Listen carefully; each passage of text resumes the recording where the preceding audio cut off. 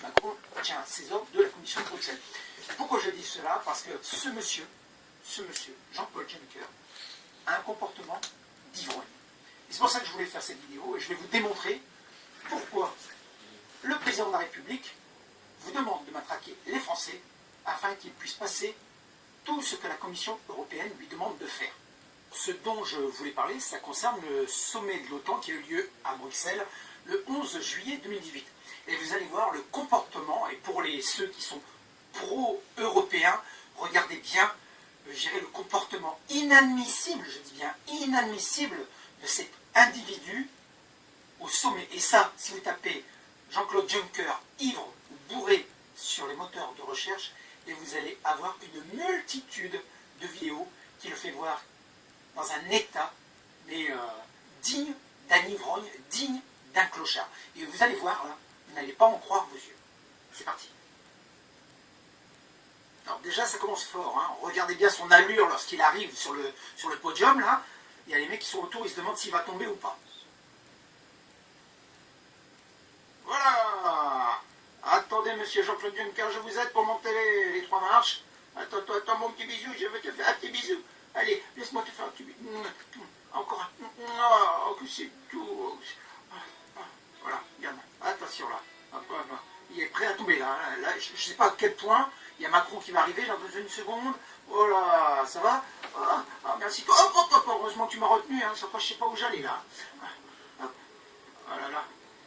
Allez, hop, je te lâche, je dois m'en aller, hein. Allez, à plus. Et ça va continuer ensuite. Il y a toujours 2 personnalités qui le maintiennent. Ce ne sont pas des gardes du corps, ce sont des gens qui font partie de la structure de la Commission européenne qui sont là, qui le maintiennent. Ah, Angela. Bonjour Angela. Hop, là, je te maintiens au cas où si tu tombes, si elle te pousse trop fort, tu pourrais tomber à l'arrière. Donc je te maintiens. Monsieur là, le maintient aussi sous le bras. On va continuer. Voilà, allez, la scène est finie. On le garde bien debout. Il a du mal à marcher. Hein. Hop, je vais faire un petit aparté. Je vais, comme vous voyez ici sur le côté, il y a monsieur Jean-Claude Juncker, le junkie. Jean-Claude Juncker, le junkie. Ça me fait penser à l'ancien boss de Sciences Po. Celui qui a été retrouvé, qui s'est jeté par la fenêtre, soi-disant, qui avait fait appel à des escortman, donc il avait un penchant pour les hommes et pour la drogue. C'était un passionné de cocaïne. Ce monsieur responsable, directeur de sciences politiques. Alors, où vont nos élites? C'est quoi le délire? Est-ce que l'entité sioniste sait très bien qu'en mettant des bras cassés, tel ce Jean-Claude Juncker, à la base même de l'Europe, eh bien, on ira droit dans le mur, mes amis. Est-ce que je vous laisse l'intitulé de cette vidéo? Voilà pour qui et pourquoi Macron demande aux forces de l'ordre de matraquer. Je vous laisse regarder un peu cette vidéo et vous allez comprendre aussi que utiliser la faiblesse d'un individu, utiliser la faiblesse d'un pays, utiliser la faiblesse d'un continent. Vous comprenez?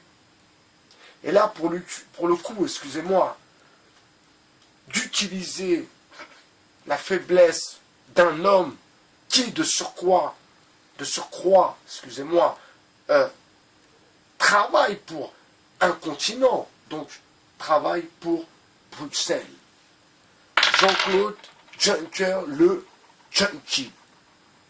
Alors, ma question, je pense que vous aussi, j'imagine, et surtout, j'espère que vous vous posez aussi la même question.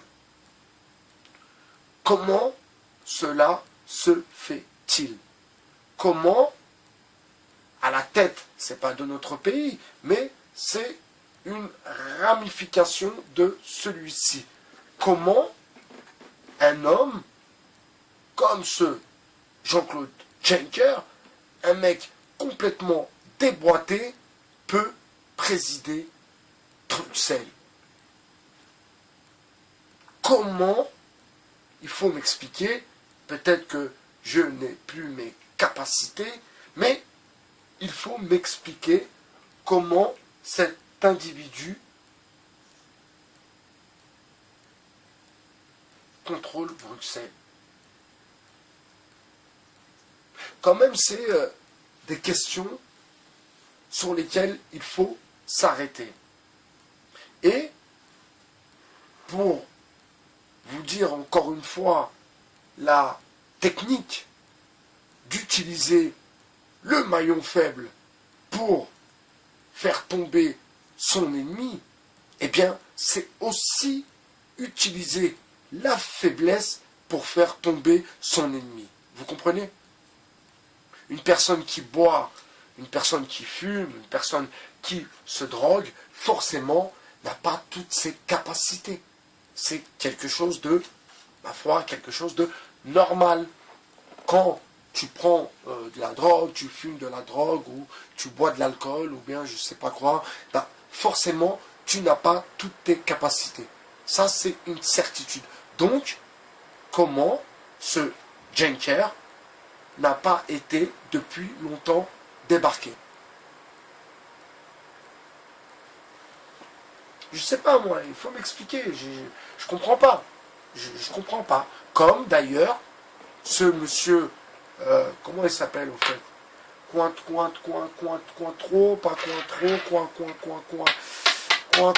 Ça va me revenir. L'ancien directeur de Sciences Po.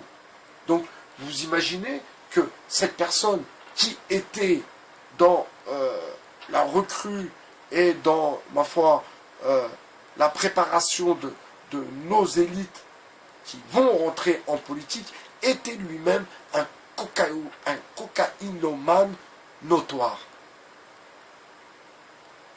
Donc, laissez toujours des gens faibles, laissez toujours une faiblesse face à l'ennemi.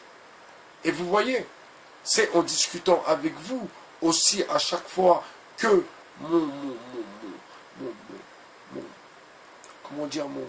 mon imagination déborde encore plus, c'est que, vous voyez, utiliser les gilets jaunes, utiliser des Français pauvres, utiliser la misère, la faiblesse pour, quelque part, porter le coup de grâce à son ennemi. Eh bien oui, nous sommes dans ce cas de figure. Comment pouvez-vous m'expliquer que nos élites, donc, laissent travailler un homme comme Juncker, un homme qui est déjà ravagé par l'alcool, qui est alcoolique, qui est abîmé aussi à cause de l'alcool, qui n'a pas toutes ses capacités. C'est une certitude. Donc comment utiliser la faiblesse de son ennemi, vous voyez?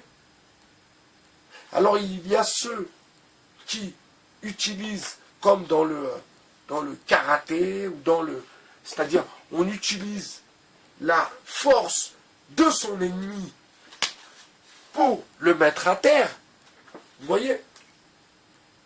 Mais il y en a, ils sont plus lâches, ils sont plus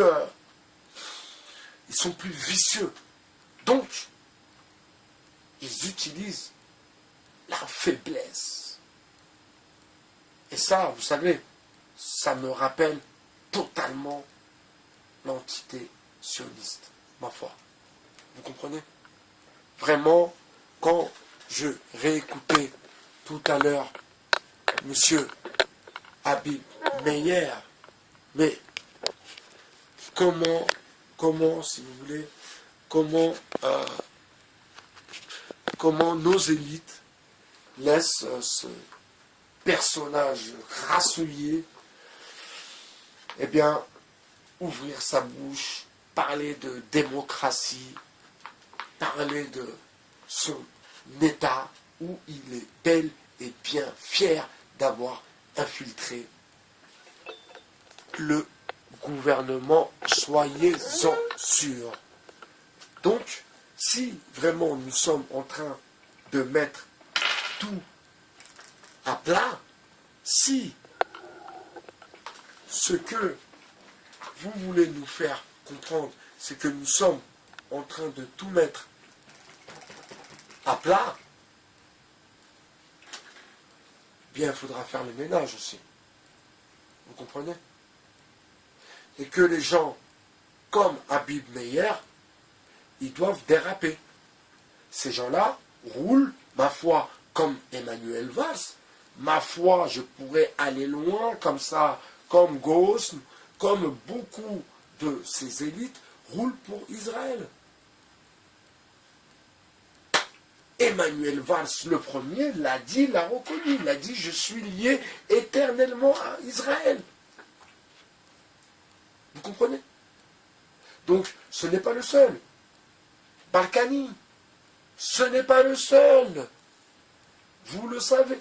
Fabius, qui dit, elle nous sera fait du bon travail en Syrie. Comment ces djihadistes blessés en Syrie vont se faire soigner en Israël? C'est quoi le game? C'est quoi le game?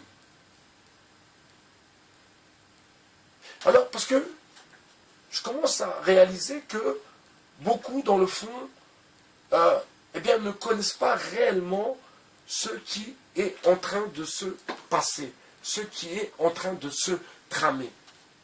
Et qu'est-ce qui me fait dire ça?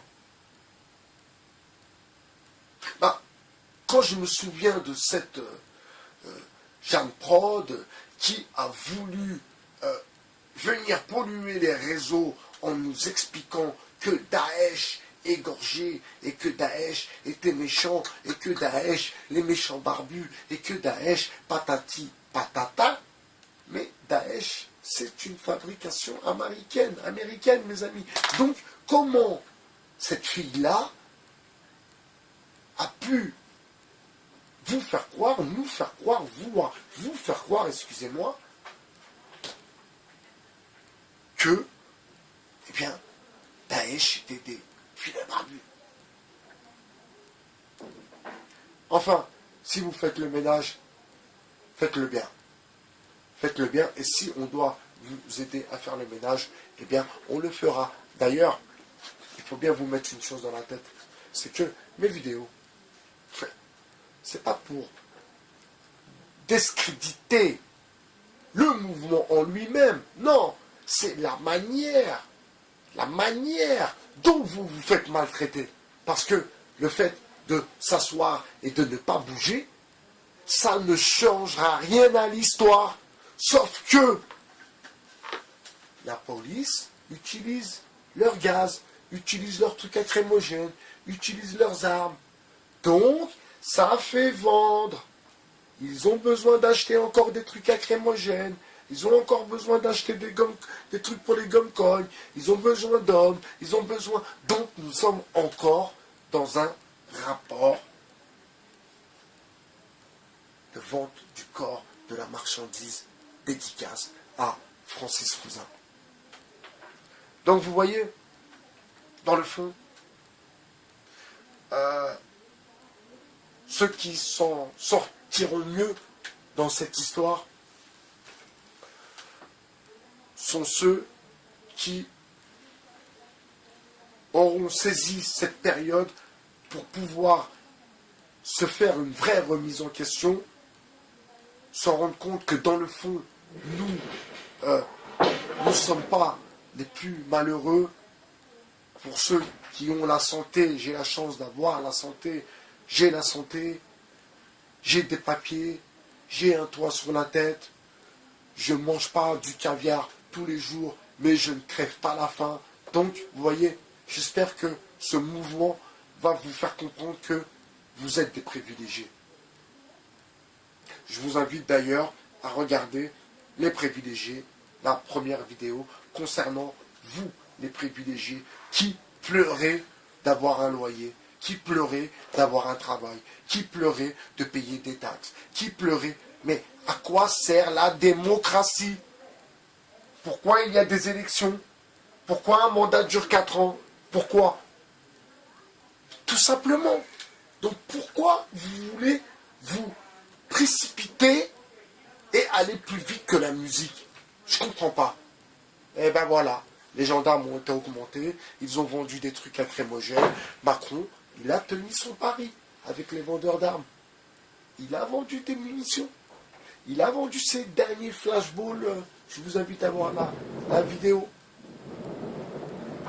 Vous voyez, tout ça ne sert qu'à l'élite.